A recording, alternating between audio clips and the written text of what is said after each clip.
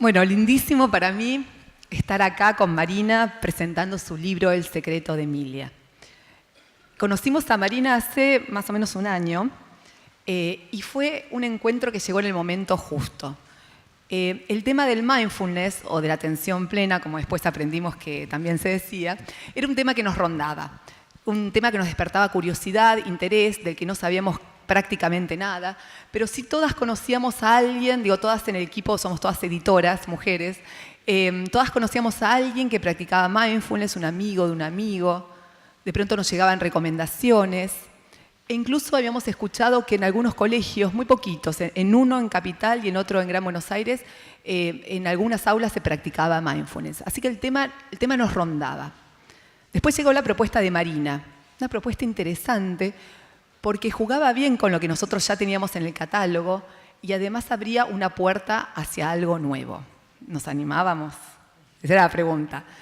Finalmente vino el encuentro cara a cara con Marina y para mí ahí fue un sí definitivo. O sea, yo salí de la reunión, le escribí a la persona que nos había hecho el vínculo y le dije, acá tenemos libro, avancemos con esto.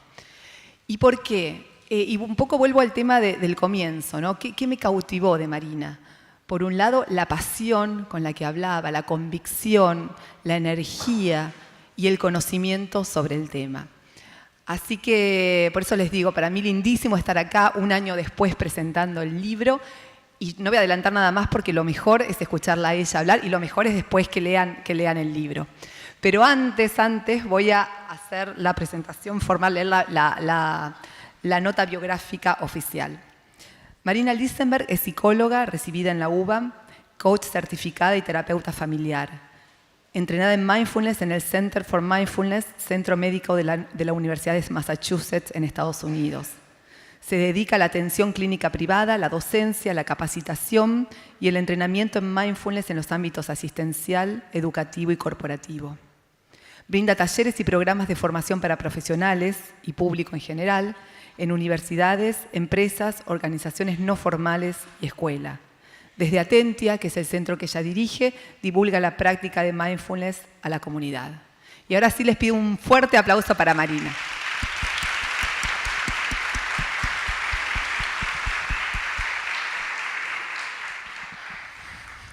Bueno, gracias por la presentación, mega presentación. Y gracias por su presencia, estoy muy contenta de estar acá, gracias por la invitación, Mariana. Mi idea es aprovechar este tiempo compartido como para poder contarles qué es mindfulness para mí, para qué sirve, cómo llevarla a los chicos, un poquitito, por ahí si nos da para hacer algunas prácticas y articular con todo el juguito que le podemos sacar al libro del secreto de Emilia en ese sentido.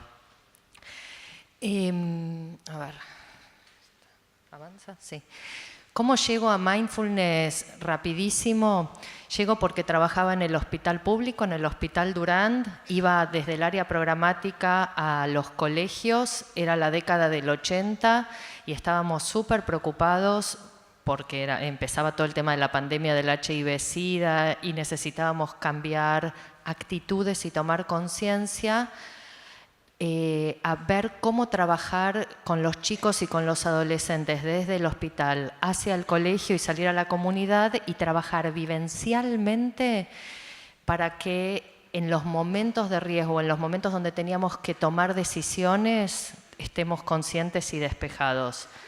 En el grupo de psiconeuroendocrinoinmunología que estaba empezando ahí en el hospital, llega a mis manos un libro en donde se habla de mindfulness y ahí fue donde me picó el bichito. En términos generales,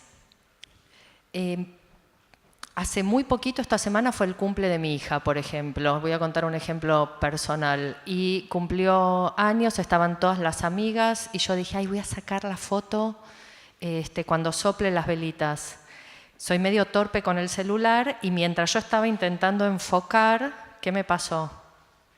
Ella ya había soplado las velitas. Se me escurrió el momento completamente distraída con la tecnología y no pude ver la carita en vivo y en directo de cómo estaba pidiendo los 3 deseos. Esto me pasó el 22 de febrero, hace re poquito. Mucho mindfulness, pero los momentos son siempre en tiempo presente y es en el instante ese en el que estamos o no. O ahora que muchos quizás estamos volviendo de las vacaciones, ¿a cuántos nos habrá pasado que sí tuvimos la suerte de estar contemplando un paisaje natural, de estar con la mente en el futuro, en cuando vuelva, en lo que me quedó pendiente? ¿Suena esto? Y entonces, la verdad que lo que me trajo la práctica de mindfulness y me empezó a brindar en mi vida tanto personal como profesional fue esta posibilidad de empezar a ver cómo estar presente. El fundador del Center for Mindfulness se llama Jon Kabat-Zinn y define mindfulness de manera informal como un love affair, como un romance con el momento, tal cual es, como estar ahí, disponible. A los adolescentes yo les digo abrazar el monotasking, ¿sí? Con los adolescentes especialmente, ¿quiénes trabajan con adolescentes acá o tienen adolescentes en casa? Algunos. Vieron que uno tiene un par de minutos para matar o morir. O sea, el tiempo de presentación de en qué consiste la práctica cuando entras al aula y te miran con esa cara de señora, ¿a qué venís? Es ínfimo. Entonces yo llevo esta pelotita, esto lo aprendí de una instructora de mindfulness que se llama Susan Kaiser Greenland, y les digo, miren, esto es como nuestra mente. Acá dentro de la pelota hay muchas chiquititas de colores, verdes, azules, rosas, amarillas. ¿Qué pasa con nuestra mente en el cotidiano adolescente? Tengo el examen, papá me va a dar plata para la fiesta, fulana me va a prestar tal ropa, me va a decir que sí o que no, si le digo que quiero salir, ¿se entiende? Y todas esas cosas, el examen, tengo hambre, estoy cansado, no dormí, me retaron, tengo entrenamiento, quiero dormir. ¿Cómo hace que esté nuestra mente? Completamente sacudida, con todas las cosas mezcladas, y de golpe Mariana, que es mi amiga, me dice, Marina, ¿me podés pasar a buscar el sábado para ir a la feria? ¿Qué te pasa, Mariana? O sea, no la puedo ni ver, tan sacudida que estoy. Y mindfulness, en realidad, es aprender a hacer esto, a parar la pelota, a hacer un stop y detenerse. ¿Se fueron mis preocupaciones, mis pendientes, las emociones, los deseos, las inquietudes, los dolores, el cansancio? No, están. ¿Cuál es la diferencia entre esa mente sacudida y esta? La quietud y el despeje. Gano cierto despeje que me permite mirarme adentro, a ver cómo estoy, qué me está pasando, y también poder percibir un poquito más despejada a Mariana. Aprender a parar la pelota es aprender a practicar mindfulness. ¿Se entiende? Bien. Hay algo súper importante que quiero transmitir y es que mindfulness se entrena. No es una pastillita, no es un remedio. Se puso súper de moda en el último tiempo, pero la práctica tiene más de 2.500 años y en realidad para todo lo que es justamente la población que está en contacto con niños y adolescentes es una responsabilidad y es un privilegio que podamos hacer, la utilicemos como un recurso en forma responsable. En realidad podemos definir mindfulness como prestar atención al momento, con la intención de descubrir qué está sucediendo, sin expectativas previas, y con cierta característica que ahí yo puse amorosamente, como con la intención de poder dejar que eso que está sucediendo, tal cual está sucediendo, sea captado por mí. Si hay un enojo, el enojo. Si hay cansancio, cansancio. No se trata de forzar la mente. ¿Se entiende? Vamos a hacer una práctica. Esta práctica se puede hacer con todas las edades, está buenísima. Puede ser imaginaria delante nuestro, como si hubiese un triángulo, lo podemos dibujar al triángulo, lo podemos hacer en el piso con tiza, en el cole, lo podemos hacer en el pizarrón, lo podemos hacer donde sea que querramos o imaginariamente. Yo voy a tomar el tiempo y les voy a pedir a cada uno que en cada uno de esos vértices ubique presente, pasado y futuro.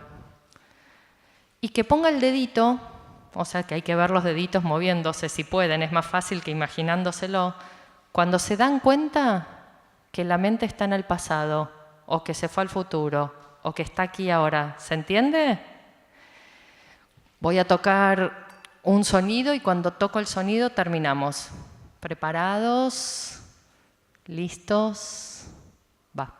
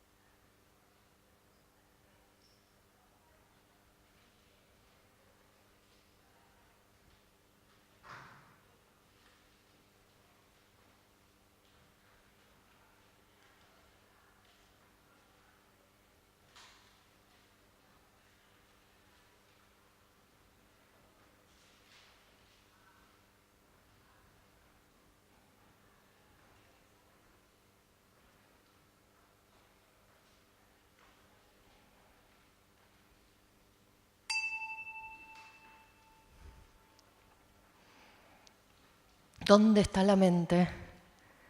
¿Quién pudo observar que despegó del presente hacia el futuro? Algunos. ¿Hacia el pasado? ¿Quién no pudo autoobservar qué pasaba con la propia mente? ¿Quién se sorprendió?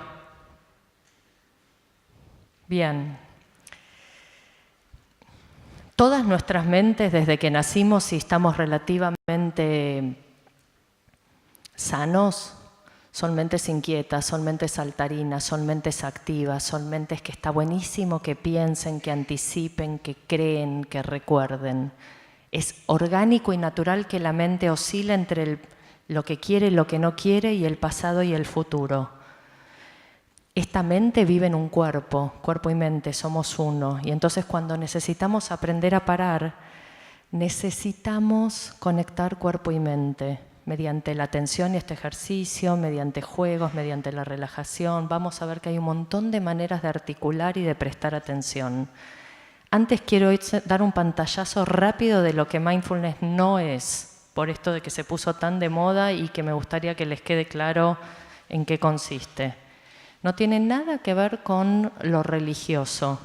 Sí proviene del entrenamiento de la atención, que es el umbral de empezar a entrenar cualquier práctica contemplativa, pero como práctica filosófica, si se quiere, en la cosmovisión oriental, y no está articulado con ningún tipo de religión, y uno puede tener la religión que tenga y practicar la religión que sea, que el entrenamiento de la atención es articulable. Tampoco es poner la mente en blanco, es imposible si estamos vivos. Tampoco es una técnica de relajación. Si bien quizás mientras estábamos prestando atención al triángulo empezamos a relajarnos, porque en el momento que prestamos atención, la tensión se reduce de manera orgánica y natural, no es el objetivo la relajación, ¿sí? No se trata de, relájate Mariana, anda a practicar mindfulness. Cálmate, ¿sí? No sirve para eso.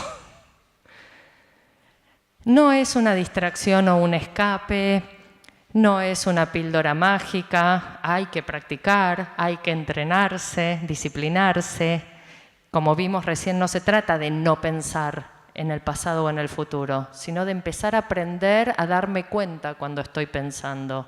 En vez de estar secuestrada en mis pensamientos, empezar a darme cuenta, uy, ya, de nuevo me volví a acordar de la bandeja de mails pendiente y dejé de ver el mar. No tiene nada que ver con esto del control mental y de pensar positivo tampoco.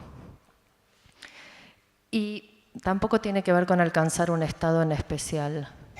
No nos iluminamos, ya les conté mi ejemplo de la semana pasada, seguimos viviendo la vida a menor costo entre la distracción y la posibilidad de estar presente. Puedo empezar a elegir si leo una revista o leo un libro en función de la calidad de mi concentración y mi posibilidad de prestar atención. Y la práctica no sirve ni para sacarse de encima lo que es molesto o desagradable. O sea, si tengo un problema por practicar mindfulness, no me voy a deshacer del problema, del miedo que tengo para una prueba, o del dolor de cabeza, o de lo que fuese. No me voy a vaciar de pensamientos y por ende no voy a huir tampoco de la vida cotidiana. Lo que va a empezar a suceder es que voy a elegir cómo me voy a relacionar con eso y voy a empezar a expandir mis recursos. ¿Y por qué esto es importante llevarlo al cole y tomarlo en cuenta tanto para chicos como para adolescentes? Muy globalmente, nosotros sabemos que desde la década de las neurociencias, desde los últimos 15 años para esta parte, se fue investigando con todo lo que es neuroimágenes, cómo el cerebro funciona y cómo se relaciona la neurobiología con la posibilidad de aprender. Y el cerebro, que se va desarrollando toda la vida, en la infancia, configura hábitos. Los hábitos se aprenden, mindfulness se aprende, se entrena, y todo lo que hace hábitos de autorregulación y de aprender a parar y de aprender a autoobservarse, cuando se enseñan y se entrenan en la infancia, tienen un beneficio que ya está comprobado, y ahora les voy a dar algo de investigación, pero aparte que ya está comprobado en lo que es el bienestar y la posibilidad de los chicos de resolver momento a momento lo que les sucede. Muy pocos minutos por día hacen una diferencia en todos los sistemas, en casa, en el cole, en nuestra comunidad. ¿Qué dicen las investigaciones? Que todas las experiencias de entrenamiento basadas en mindfulness sobre todo afectan corteza prefrontal. La corteza prefrontal está relacionada con todas las funciones que hacen a memoria, aprendizaje, atención y empatía. Y la práctica está validada científicamente, especialmente en manejo de estrés. Entonces, ¿para qué nos sirve aprender a practicar? Nos sirve para no solo estar más atentos y despejados, sino para poder manejar mejor el estrés, para poder regular nuestras emociones, para poder sobrellevar las oleadas de ansiedad de una manera en la que la ansiedad no nos tome, no nos secuestre, no nos arrastre y podamos elegir cómo responderle a un chico, cómo manejar una situación. Podemos resolver las cosas más tranquilos. Podemos dejar de rumiar, por eso puse la vaca. Vieron que la vaca tiene 4 estómagos y la comida va de uno a otro, como nuestras ideas y nuestros pensamientos que rumiamos todo el tiempo. Y podemos transitar esas situaciones que nos producen tensión a menor costo, tanto físico como psicológico. El plus que mindfulness nos brinda es que nos damos cuenta de lo que estamos pensando, sintiendo y de cómo recalcular mientras la situación está transcurriendo.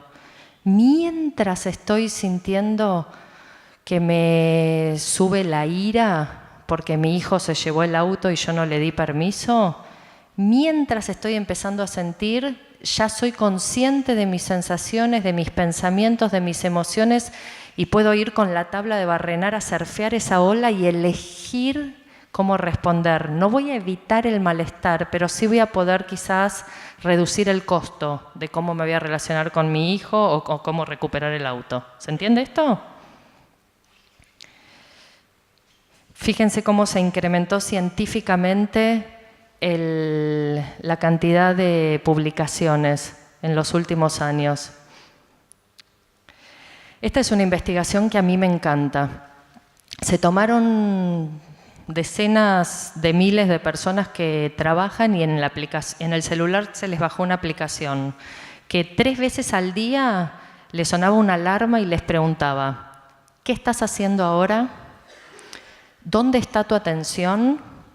Y rankea del 1 al 10 tu nivel de happiness, de felicidad, alegría, de autocontento. ¿Saben lo que pasó? Casi el 47% de la gente no estaba prestando atención a lo que estaba haciendo. Y se correlacionaron esos resultados con lo que puntuaron como niveles de felicidad o de alegría.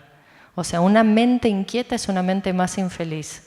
No importa que si lo que estaba haciendo no me gustaba, si estaba cambiando una goma pinchada, igual era más feliz. Es muy interesante esto, porque la calidad de la presencia hace una diferencia. Entonces, ¿para qué nos sirve prestar atención? Realmente nos sirve para incrementar nuestra posibilidad de regular nuestras emociones, estar más contentos, tener la memoria en mejores condiciones, pues la memoria se achicharra producto del estrés, para poder concentrarnos más, para poder estar más conectados con los demás, además de con nosotros mismos. Pero ¿cómo lo hacemos? ¿Cómo entrenamos la atención plena? ¿Cómo hacemos para aprender a contactar con nuestras sensaciones, para reconocer nuestros pensamientos, nuestras emociones, para estar conectados con nuestro propio cuerpo? ¿Cómo hacemos esto? La práctica la vamos a instalar reconociendo los estímulos y poniendo como un semáforo, una luz amarilla entre el estímulo y lo que nosotros vamos a hacer. Vamos a elegir cómo responder. ¿Cómo hacemos con los chicos? Los chicos se benefician de esto como esponjitas, de una manera completamente natural. Los chicos nos están mirando, los hábitos ustedes saben que se incorporan por lo que nosotros hacemos, no por lo que nosotros decimos. Y entonces vamos a aprender practicando. Algunas cosas que yo anoté que me parecieron interesantes para rescatar y para que se pueda entender de qué se trata mindfulness, es que conectar con las emociones está buenísimo y de hecho nosotros aprendemos mejor y más cuando nos emocionamos. No se trata de dejar de sentir, sino de poder tomar contacto con eso que sentimos. En espacios y en ambientes en donde no nos sobresaturemos, estamos repasados de información, de estímulos, de vértigo, de movimiento, y el poder prestar atención a una sola cosa a la vez acompaña a nuestra mente. Nuestra mente es elitista, no le puede prestar más de una cosa a la vez atención. Entonces poder ir eligiendo esto ya es empezar a practicar. Vamos a hacer una práctica ahora. En vez de 1 minuto voy a hacerlo 30 segundos. Voy a tocar de nuevo la campanita y le voy a pedir a cada uno que escuche la mayor cantidad de sonidos posibles durante estos 30 segundos. Sonidos cercanos, lejanos, conocidos, desconocidos, internos, externos. Solo durante 30 segundos, a ver qué pasa con nosotros. 30 segundos que somos todo oídos, ¿ok? Va.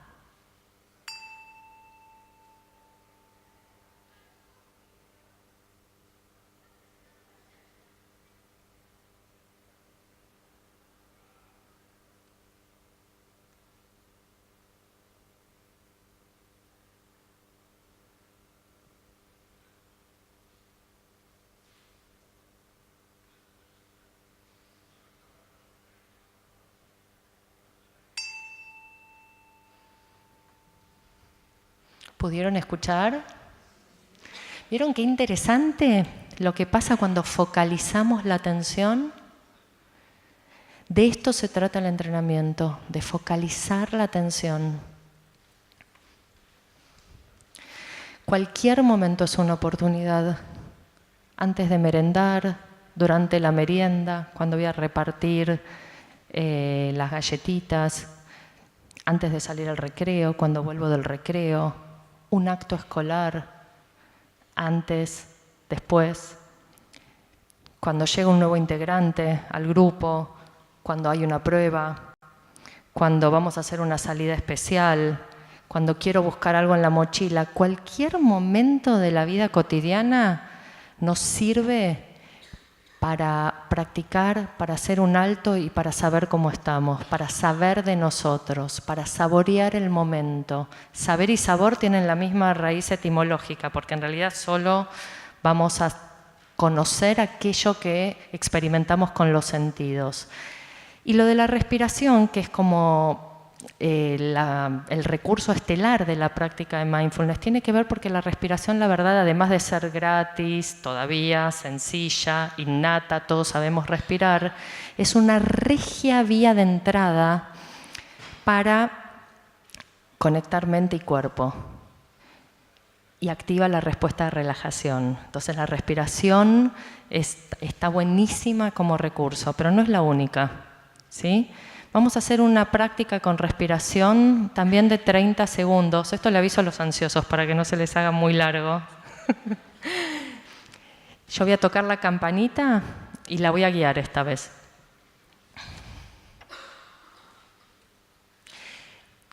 En vez de guiarla voy a hacer lo siguiente. Les voy a pedir a cada uno que cuente cuántas inhalaciones, cuántas respiraciones, inhalación y exhalación, cada uno de nosotros tiene en 1 minuto, no en 30 segundos. Voy a calcular 1 minuto y contamos. Inhalación y exhalación 1.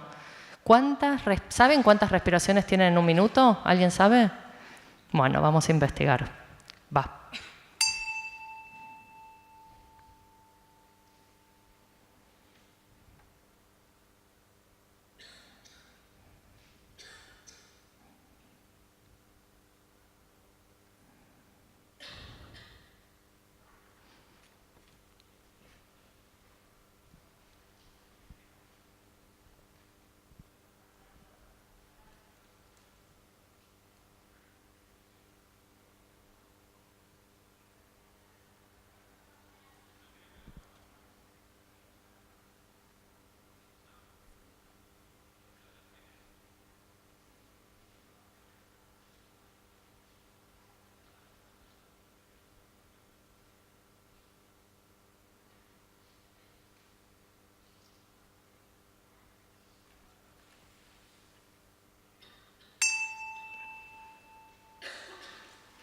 ¿Cuántas respiraciones?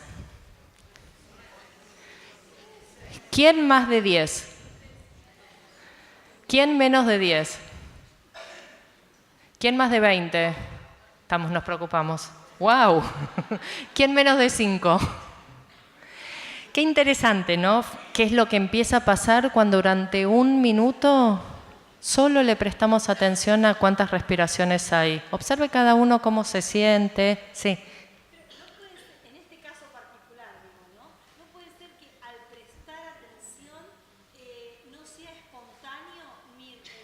¿El ritmo?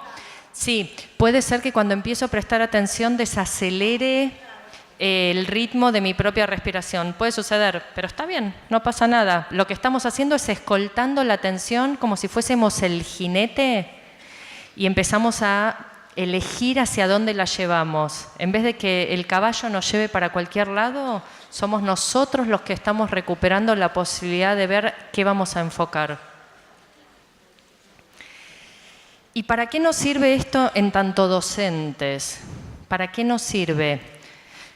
Nos sirve para poder empezar a manejar situaciones eligiendo cómo relacionarnos con ellas y empezando a manejar mejor la atención, tanto emocional como física. Fíjense que los adultos que pueden manejar mejor la atención, tienen muchísimo menos deserción, tienen muchísimo menos dolores, la pasan mucho mejor, hay menos insomnio. Los estudios con docentes en relación a los temas de estrés, en Argentina estamos medio demorados con las publicaciones, pero se está estudiando. En Estados Unidos, por ejemplo, los primeros 5 años de trabajo de los docentes, hay una deserción que a veces ronda el 40%. Entonces están recontra preocupados, empezaron con prácticas de mindfulness para el mundo docente y empezaron a validar qué es lo que servía.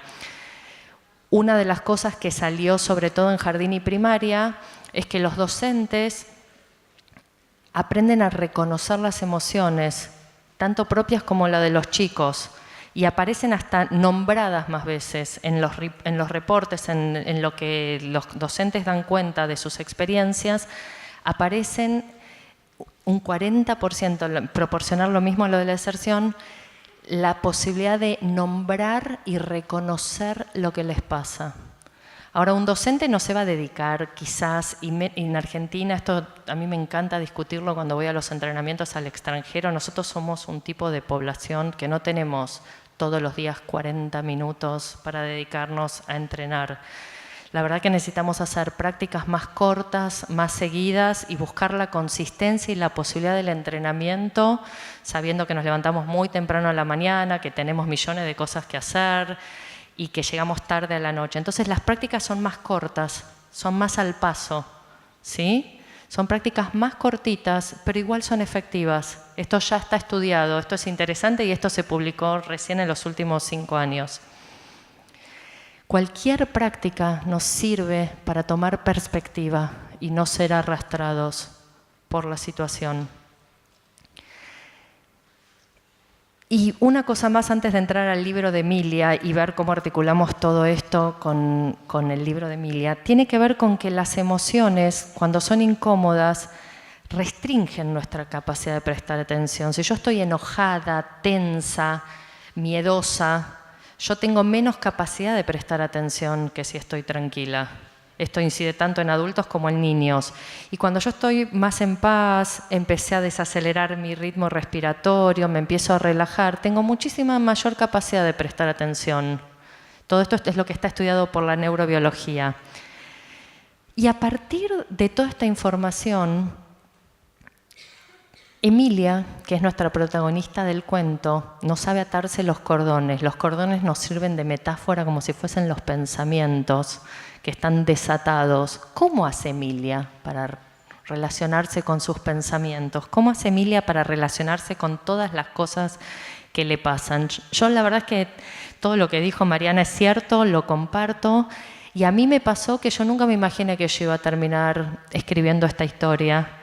A mí me preguntaba la gente cuando yo iba a dar los talleres, iba a los colegios, trabajaba con los padres, con los docentes, que me dediqué a esto toda mi vida. ¿Qué hacemos con los chicos? ¿Cómo hacemos?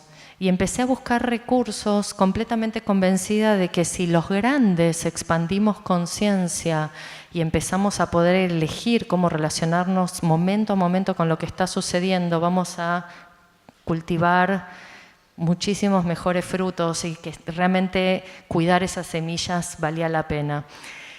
Este libro es casi una excusa para que los grandes tomemos contacto. En el momento que un grande está leyendo este cuento, la práctica se empieza a desplegar. Necesitamos estar ahí y prestar atención. Y entonces, bueno, los chicos obviamente lo captan al instante. Yo estaba dando un taller con chicos y yo les decía que se acuesten en el piso y que se pongan un peluche que cada uno había traído en la panza, y íbamos a jugar a que era un botecito y que el peluche iba a subir y bajar y íbamos a descubrir las olitas de la respiración. Y yo estoy sentada y un chico me dice, ¿por qué vos estás sentada y todos acostados? ¿Sí? O sea, desde este pequeño y mínimo ejemplo en adelante se trata realmente de habitar la práctica, de empezar por nosotros, empezar por casa. Vieron que en francés la palabra je, que es casa, también es mi propio cuerpo. Empezar por uno. Entonces, ¿cuál es el secreto de Emilia? es que la atención nos sirve para, cuando practicamos atención podemos elegir qué hacemos con lo que percibimos, qué hacemos con lo que sentimos, cómo relacionarnos con lo que pensamos. ¿Y cómo hace esto Emilia? Emilia empieza a descubrir que hay un montón de cosas que le resultan desafiantes y darse el permiso de que así sea. Aprende a ser amiga de sus enojos, de sus miedos, de sus celos. Y Emilia aprende que vale tanto divertirse como aburrirse, que son experiencias de la infancia. Aprende que las emociones vienen y van, como las olitas del mar. Y Emilia registra que hay una diferencia importantísima entre que las cosas sean reales o producto de su imaginación, que no todo lo que piensa es así, que no todo es como se lo imagina. Y aprende a saber de sí misma, y en el momento en que ella aprende a contactarse, una de las cosas que pasa con la práctica de mindfulness es que se empieza a iluminar más, se empieza a activar más áreas del cerebro que están conectadas con la empatía y con la compasión en el sentido de la identificación con el otro, y empieza a querer tener una actitud más transformadora también del mundo que la rodea. Esto está estudiado y por eso se está llevando tanto mindfulness al mundo de la salud. Bueno, actualmente se puso tan de moda que practican políticos, deportistas, se practica en los parlamentos, en algunos países antes de emitir una votación. Hay un proyecto en Gran Bretaña que la práctica de mindfulness se instaló como una práctica transversal tanto en el mundo corporativo como educativo, como judicial, como de salud a nivel nacional. ¿Cómo vamos a enseñarle mindfulness a los chicos? ¿Qué cosas son importantes tomar en cuenta? A los chicos claramente no les gusta ni que las cosas sean serias, ni largas. Les gusta divertirse y jugar, cosas que tengan claridad y foco. Y la atención de los chicos es mucho más cortita en su posibilidad de span de atención que la de los adultos. En general se dice que es 1 minuto por año de vida, o sea que una práctica para un nene de 3 años tiene que durar 2-3 minutos, no más. Les importa muchísimo más lo que hacemos que lo que decimos. Entonces, si yo puedo practicar y antes de salir de la sala o del aula, paro, siento mis pies y hago 10 segundos, 3 inhalaciones y exhalaciones y me tranquilizo y elijo cómo salgo, los chicos lo aprenden. Lo hacen hábito. El hábito en algún momento hasta se hace inconsciente, se lleva puesto. La idea es que no busquemos ningún resultado en especial y que no los obliguemos a practicar, que lo puedan elegir, que vayan encontrando los beneficios por sí mismos y que alimentemos la curiosidad. Los chicos aprenden solos. A mí un nene un día me dijo, Marina, ¿sabés cuál es mi práctica?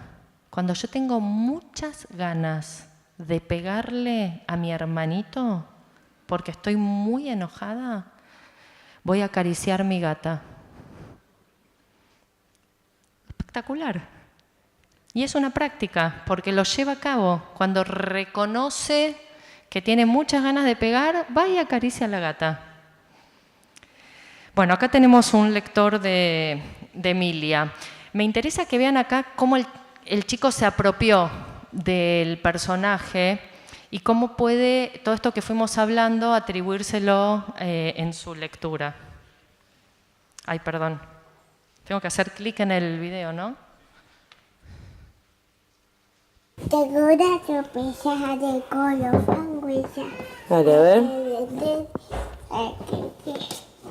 Tengo un cuento que se llama Emilia. No, pero bien habla, dale. Pero acá dice que Emilia no se sabe atar los cortos. Ay, no puedo sacar del dibujo.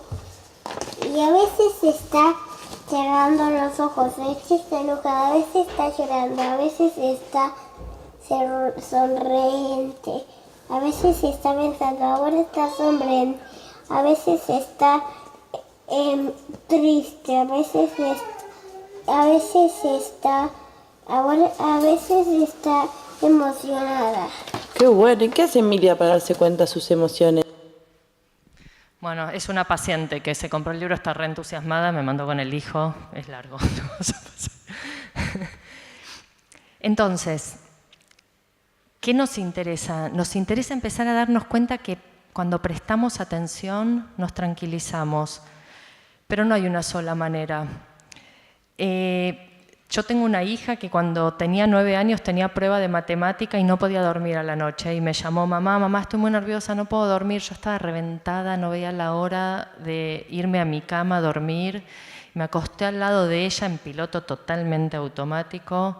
Le digo, bueno, Juli, cerrá los ojos, manda un poquito de aire a la panza, imagínate que es un globo, una visualización para que se relaje. Y ella viene, estaba al lado mío en realidad en la cama, me agarra del brazo y dice, mamá, no necesito eso, tócame, mami. Entonces, fíjense qué interesante, ¿no? Esto de poder desplegar presencia, poder contactarnos, poder estar ahí a disposición de lo que ese momento y esa criatura está pidiendo. Entonces, poder pausar realmente y preguntarnos a nosotros qué necesitamos, cómo estoy, cuáles son mis hábitos, de qué se trata para mí restaurar el equilibrio o de qué se trata para esta sala, para este grupito, cómo cada uno de nosotros se presta atención a sí mismo, cómo nos prestamos atención entre nosotros o al mundo, en forma singular y momento a momento.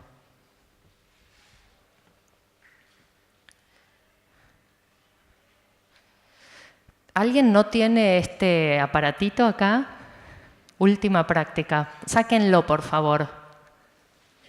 No hay señal, así que va a ser a medias, pero estamos tan saturados, tan distraídos y tan desconectados que vamos a hacer, tenía ganas de hacer una práctica con el celular. No tengo celular, ¿vos tenés celular acá? Bueno. Y fijémonos cuál es su forma, de qué color es, cuánto pesa, cuál es la temperatura que tiene, con qué mano lo estoy agarrando,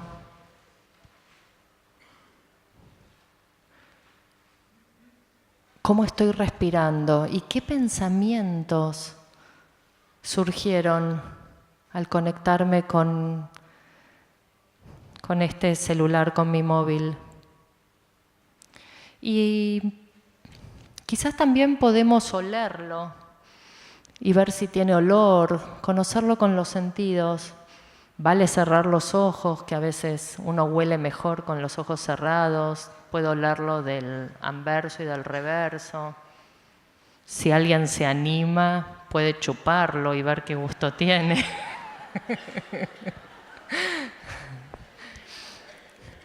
Y observar qué emociones me despierta. Prestar atención a este aparatito. Si me dan ganas de conectarme. ¿Cómo es tenerlo con la otra mano? ¿Cómo es sostenerlo con ojos cerrados? ¿Qué representa para mí?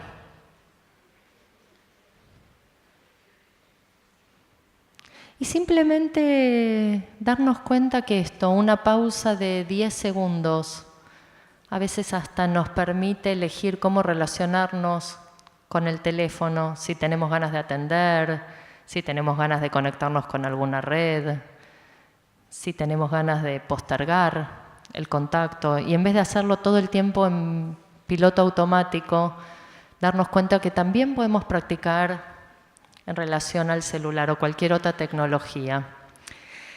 Así que bueno, vamos a ir cerrando. Prácticas simples y breves,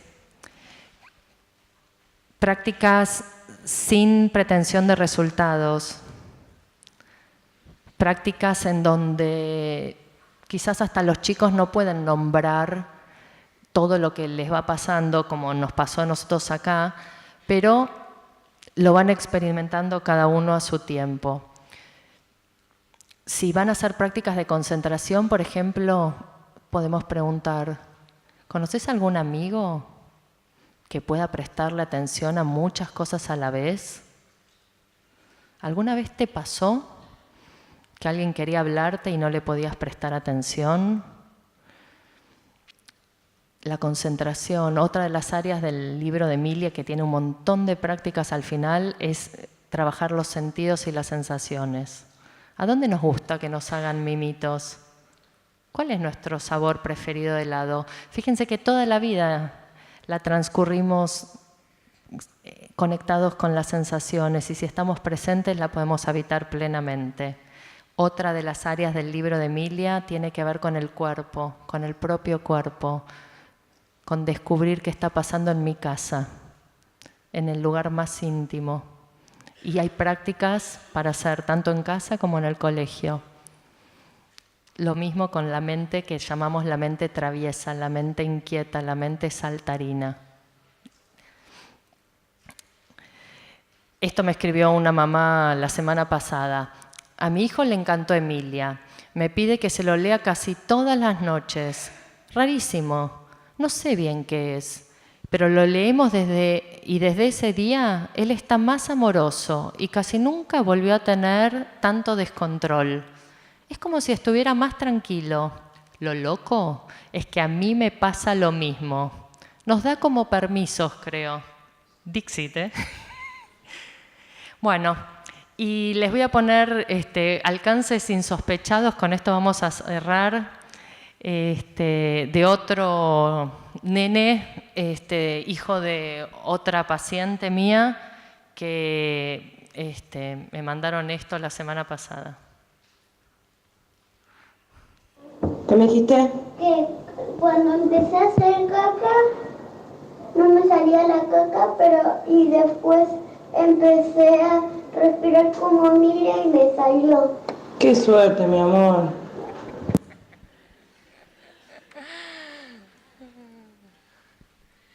Bueno, ¿con qué quiero cerrar? Con que evitemos practicar mindfulness, leer las historias o lo que fuese con la pretensión de que los chicos cambien.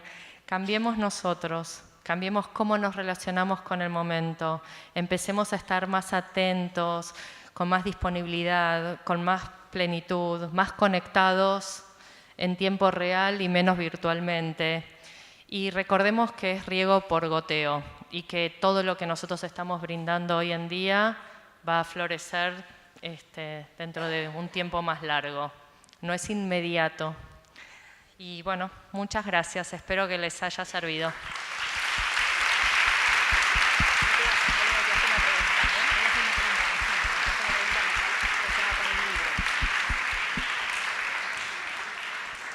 Antes de abrir unos minutos para preguntas, yo quiero volver al libro concretamente, que es un simulacro, un libro grande. Un poco yo les decía al comienzo que cuando llegó la propuesta, algo de la propuesta se ponía a jugar con lo que teníamos el catálogo y algo abría la puerta hacia otro lugar. Así que, ¿por qué no nos contás cómo está compuesto el libro? Y un poco cómo sería la forma ideal de leerlo, ¿no? Porque los chicos solos, enfrentados al cuento, por ahí no llegan a lo que uno espera. Bueno, te dejo charlar a vos. ¿Cómo lo pensaste? Yo me imagino una maestra, una mamá, un papá, una abuela, un cuidador, un médico, una enfermera, un adulto leyéndole el libro a un grupo o a una criatura en particular. El libro está escrito de manera tal que es muy juguetona y muy lúdica y los chicos se acuerdan las frases. De hecho, yo me las acuerdo. A veces cuando estoy practicando o estoy en situaciones me es más fácil recurrir a frases de Emilia que a consignas de mindfulness de adultos. Y entonces yo me imaginé este libro como un poema en movimiento en donde entre el grande y el chico se va descubriendo la posibilidad de hacernos presentes y ir descubriendo qué estamos pensando, qué estamos sintiendo, cómo nos sentimos. A mí también me da rabia cuando no me convidan caramelos, a mí también me pasa que me peleo con mi hermano y el chico se va identificando con las situaciones.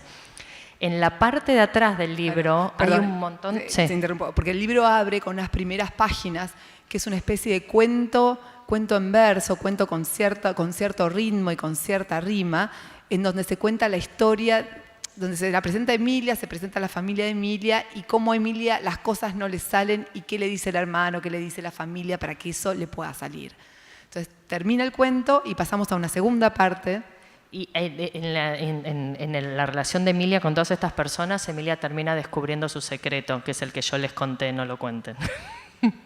Y en la segunda parte hay invitaciones para que tanto los docentes como los papás, como las enfermeras, como los cuidadores, como los abuelos vayan descubriendo cómo hacer estas prácticas cortitas, chiquititas, y que los chicos vayan aprendiendo a descubrir sus propias prácticas. El libro lo que tiene buenísimo, por lo que están pasando estas cosas que la gente me manda, es que los chicos se terminan apropiando de la práctica, van descubriendo cuál es la forma que ellos tienen, la práctica es portátil, de hacerse presentes en su propia vida.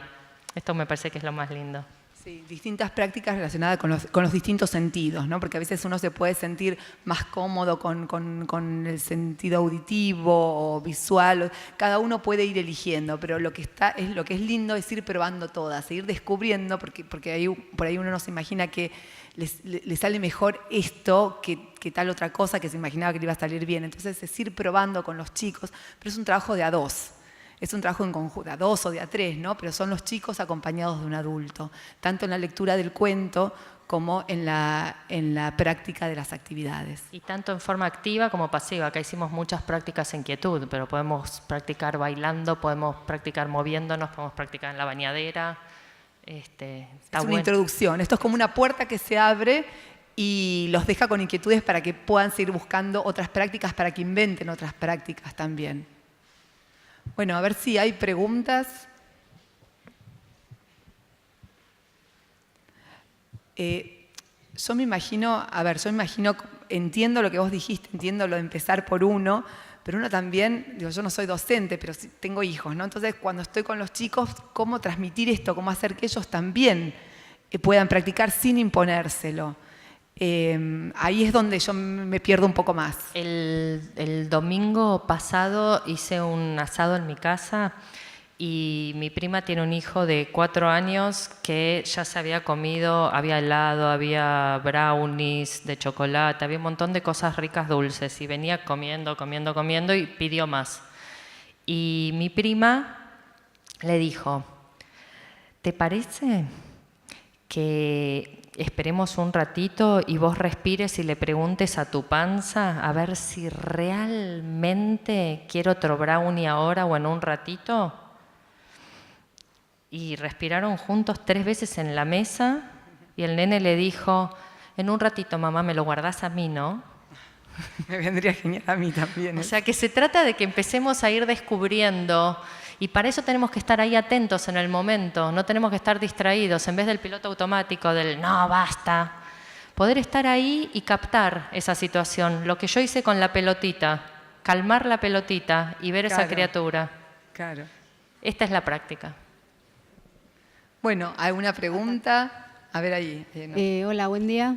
Te quiero hacer una pregunta. El libro cuando uno lo lee, una docente lo lee, es preferible que esté la psicóloga por alguna reacción de un chico que la docente no pueda llegar a manejar o reacciones que tengan que uno no pueda llegar a ayudarlos o a, no sé.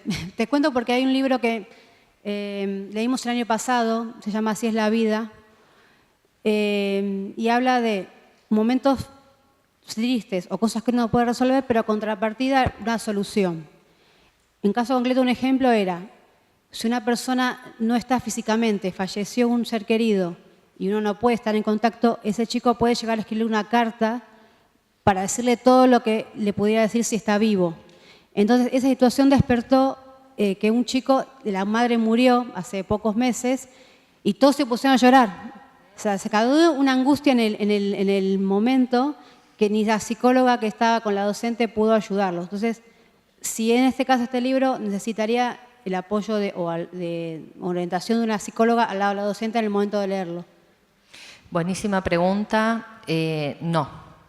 Las prácticas a las que invitamos, a mí ya me mandaron de muchas salas de colegio, se usó mucho en salas de 4 y 5 años y en primer grado, porque aparte Emilia justo está por empezar primer grado y tiene miedo de empezar primer grado, entonces los nenes al toque se identifican con ello y los leyeron, y lo que aprenden los chicos es a aceptar eso que ya les está sucediendo, pero no es que se empieza a trabajar desde un punto de vista terapéutico. Es de hecho lo que ya está sucediendo y es a la medida del chico.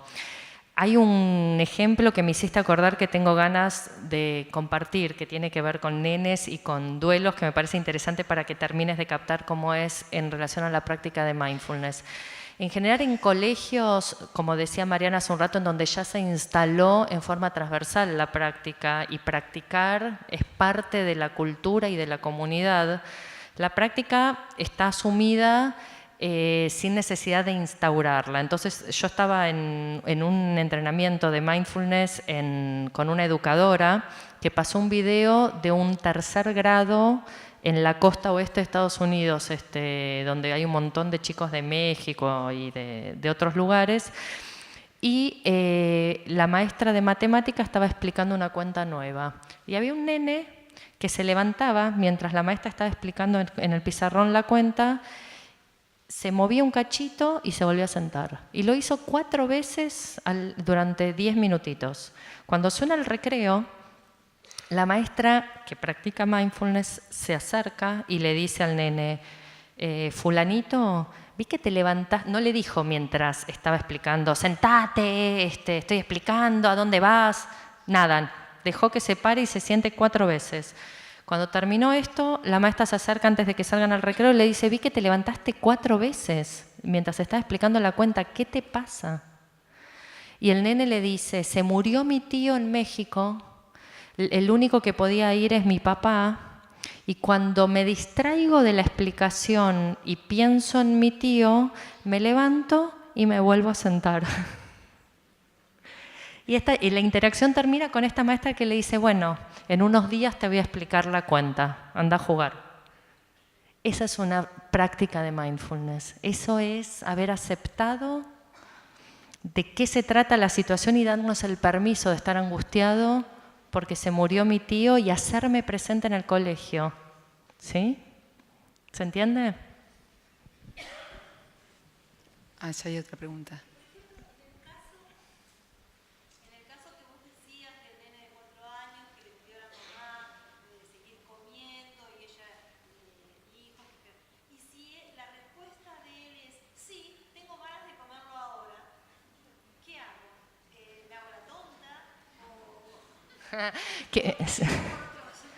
Está buenísima la pregunta, ¿se entendió? O sea, si el nene quiere comerse algo dulce, bueno, yo no soy la mamá de esa criatura y no estoy en ese momento y no tengo ninguna intención de control como tercera. Si la mamá considera que quiere acompañar al chico escoltando a que preste atención a cuánto come, es esa mamá la que tiene que practicar y elegir cómo se va a relacionar con ese momento.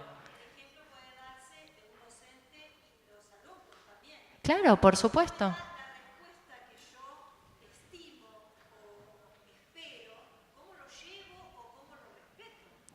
Bueno, justamente, es esto, es en función de las sensaciones, los pensamientos y el registro del propio cuerpo que tenía esa criatura y ese adulto responsable de esa criatura, se va a crear ahí una interacción diferente si toma en cuenta todas estas cuestiones que si las vela y las ignora.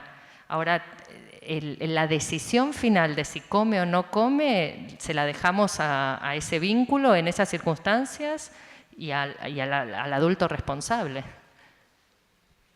Yo no estoy diciendo que esto siempre da resultado favorable. De hecho, tengo millones de ejemplos en donde de lo que se trató fue de lidiar con el enojo, como Emilia, como el librito. Es interesante, porque esto sucede, lo que dije hace un rato. Las emociones displacenteras están. Bueno, una última pregunta ahí y después hacemos el corte para volvernos a encontrar a las 1.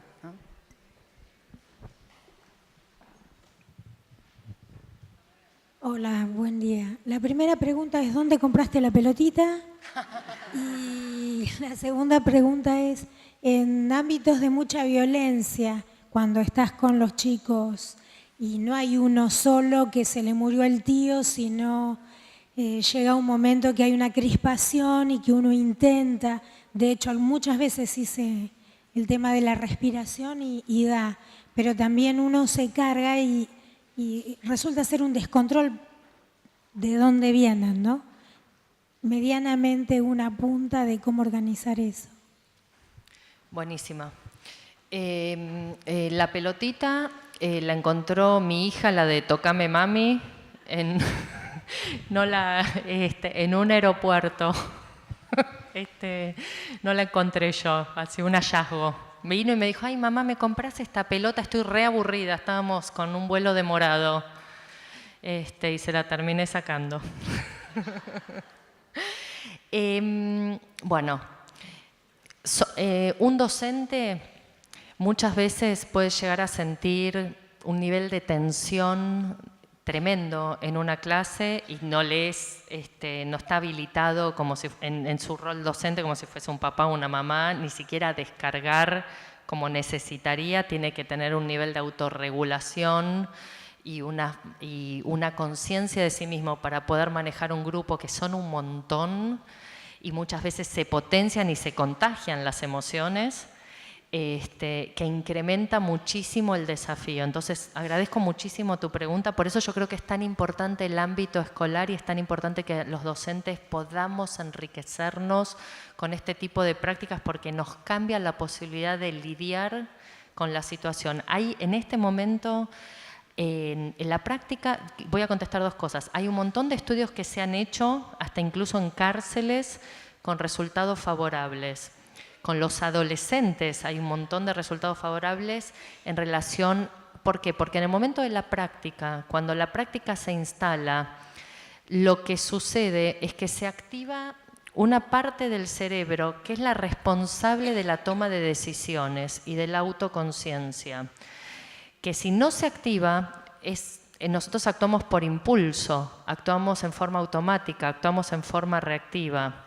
Daniel Siegel, que es un psiquiatra, lo explica con el ejemplo del puño y cuenta que, digamos, ustedes saben que nosotros tenemos el cerebro reptiliano, instintivo, matar, morir, dormir, envuelto y cubierto por el sistema como límbico, que es el cerebro emocional, que es el que compartimos con todos los mamíferos, y evolutivamente y como por encima está la parte de la corteza prefrontal. Cuando nosotros tenemos mucha tensión, mucho estrés, tenemos una emoción que nos sacude, lo que sucede, como esta nena que se daba cuenta que le quería pegar al hermanito, es que se nos levantan los flaps, dice Siegel, como si fuese el avión. La corteza prefrontal se inhibe y estamos a expensas de una invasión emocional. La oxigenación del cerebro, cuando yo respiro tranquila o desacelero la respiración o hago cualquier práctica que focalice la atención, lo que va a suceder es que la corteza prefrontal se va a volver a activar y yo voy a volver a recuperar la posibilidad de elegir cómo quiero responder. Y si yo esto lo hice hábito y lo entrené, en vez de llevarme un tiempo, ustedes vieron que de la primera práctica que hicimos nosotros a la última, cada vez íbamos más fácil y más derecho a focalizar la atención. En una reunión de 45 minutos, acá, si yo con los chicos vengo practicando, es instantáneo porque lo hice hábito. Y entonces lo que aprendo a reconocer es cuando sube el impulso y a recalcular cómo me manejo con él. Yo no logro evitar con la práctica de mindfulness el impulso al principio. Lo que logro es reconducirlo. Y con el tiempo sí va cediendo porque se arman nuevas vías de reconfiguración. La práctica altera función y estructura. Entonces lo que al principio es como un surquito, como un dedito en la arena que viene el mar y lo borra, con el tiempo de práctica se cinceló en piedra y armé un nuevo hábito. Entonces, es altamente recomendada la práctica para este tipo de ámbitos. Muy buena la pregunta, gracias. Bueno, y ahora sí cerramos. Un aplauso para Marina, les pido.